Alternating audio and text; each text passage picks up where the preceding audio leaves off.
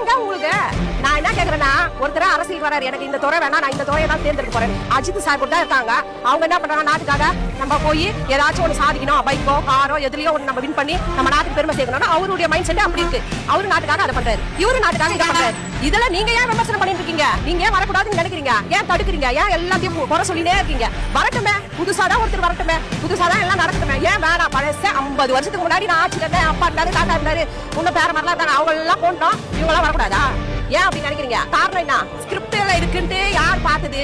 விஜய் நிக்கிறாரு, விஜய்க்கு முன்னாடி ஒரு ஸ்கிரிப்ட் இருக்குன்னு கூட வச்சுப்போம். அதுல இருக்கிற லைனை வீடியோ எடுத்து கேமரா எடுத்து யார் போட்டது? போடுறதுக்கு அங்க யார் பக்கத்துல நின்னாங்க? நீங்களாவே ஒண்ணு போட்டு ஒரு வரியை போட்டு அப்படியே அதை வந்து காட்டுறீங்க.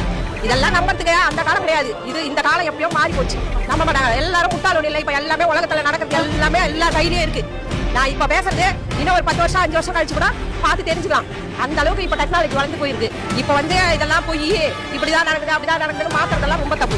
சூப்பரா இருக்கும். விஜய் ஜெயிக்கணும், விஜய் தான் முதல்வரா வரணும். அவரு 5 வருஷம் ஆட்சி நடக்கிறத பார்த்துட்டு அப்புறம் பேசுவோம். 50 வருஷம் நடத்தினாங்கல்ல, அதெல்லாம் பார்த்துட்டோம்ல. நிறைய பேசியாச்சு இல்ல, எது கட்சியா உட்காந்தவங்க புதுசா கட்சி தொடங்குனவங்க எல்லாம் பேசியாச்சு இல்ல. இப்ப நம்ம அடுத்த 5 வருஷம் கழிச்சு பேசுவோம்.